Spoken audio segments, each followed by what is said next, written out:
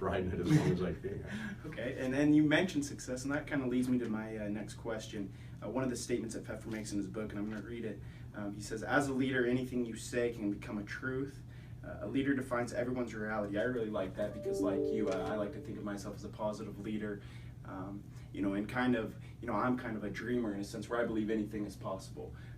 What does that quote mean to you, and how do you think that maybe that quote can pertain to guiding your team's success and with your positive attitude? The biggest thing is if you don't believe it, it ain't gonna happen. Mm-hmm. And I used an example, and I think I've got it right here, is this cell phone right here has more technology in it than we had for NASA to put a man on the moon. Yeah.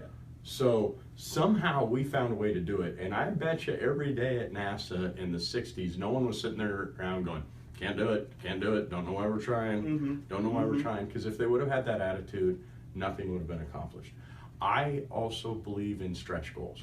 Every goal we should have should be very, very difficult to reach because of the fact that everybody in a work setting likes to have goals that they can attain because they like to say, look, I was a good employee, look, I did this, or whatever. But it doesn't stretch ourselves, and nothing great happens if we don't stretch ourselves. So I'd rather put in a scenario like a goal for external. Next year, I want to sell out every basketball game. And that's going to be our goal. We're going to have 10, 12 home games. Let's sell them all out. Well, it's going to make it tough for opponents coming in. And it'll be a wonderful situation. Absolutely. And everybody's going to say, oh, you can't do that. There's no way. We've never done that before. Da, da, da, da.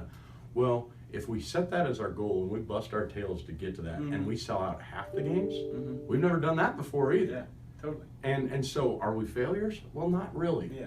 Because of the fact that we set these stretch goals. But, the big thing is that stretch goals, too, is when you reach them, it is far, far, far more satisfying as well.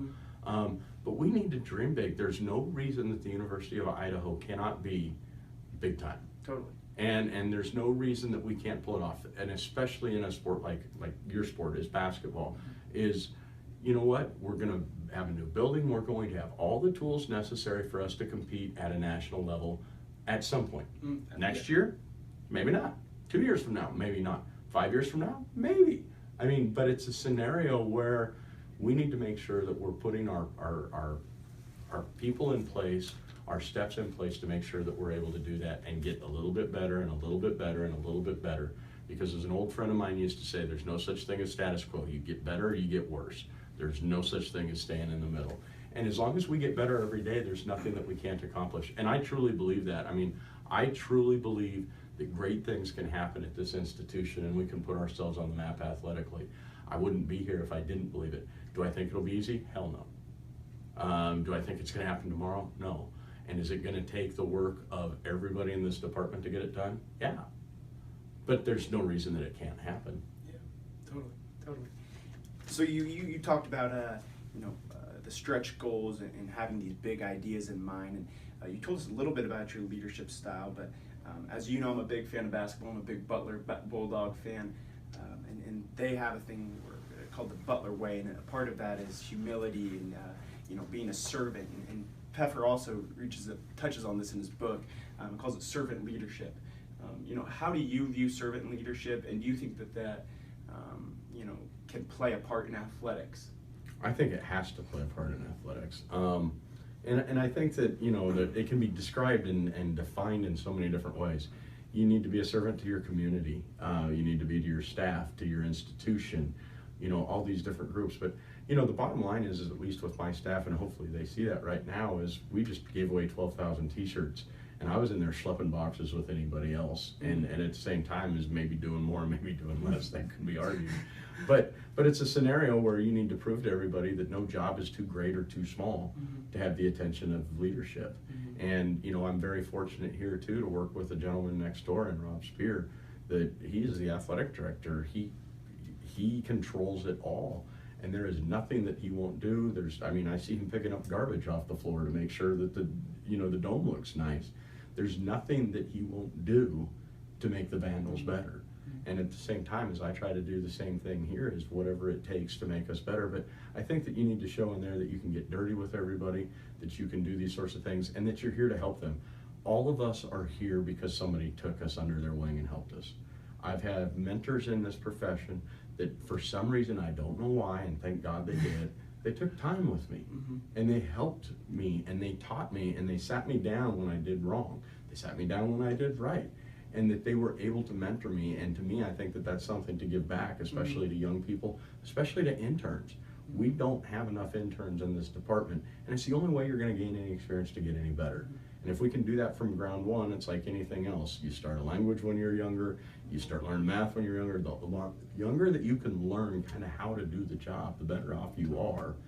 And you know, we need to be better mentors that way. And part of that servanthood to me is building the next brand, building the next group, because of the fact that it's not going to be too long before I'm a dinosaur, and everybody else is going to have to carry the torch, but they're going to have to carry the torch with the latest and greatest technology, because our principles are always the same and will remain the same.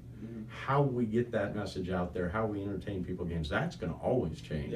But the bottom line is we are an entertainment business, and people make judgments on whether or not they want to be there with their dollar. And if they're there, their dollar says you're doing something good. And if you're not, the dollar says you're doing something bad.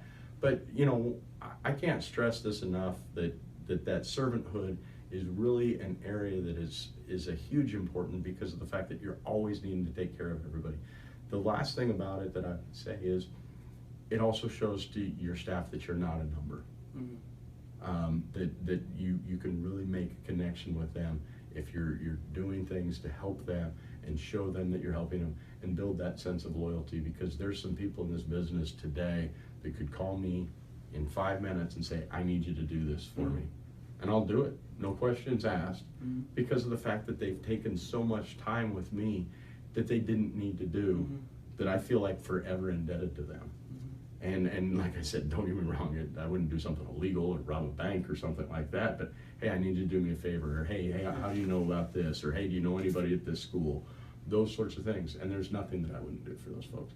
But you know, it's that give back. It's huge. I mean, use you as an example. I think that the mentorship that you've shown my kids through doing some of those little one-on-one basketball deals, that's you giving back. You don't need to do that. But at the same time is you are a very important part of their development. And if they do anything halfway decent, or if they win a buzzer beater in a high school game, or they go on and have a nice senior year, or they go to state, or they finish in the top 3 in state or whatever, you know, you had a little part of it. And part of it is the hardest part about servant leadership is if you do it right, you get plenty out of it. It makes you feel good. Totally. And that's the goofiest part about the whole deal, is by you giving more to others actually makes you feel better about you. And so, you know, there is something very gratifying about helping other people, especially when it's career driven, and to do something that you can really help and affect and change their life for a positive, much like what we're trying to do with our student athletes. Okay, well, Pete, thanks for sitting down with me, and I thank you for all your mentorship. It's nice to be able to work down the hall from you, and right next to Dr. Spear, as you mentioned, and you know, it's great for a young person like me to be a part of such a wonderful athletic department. So I thank you for your time, and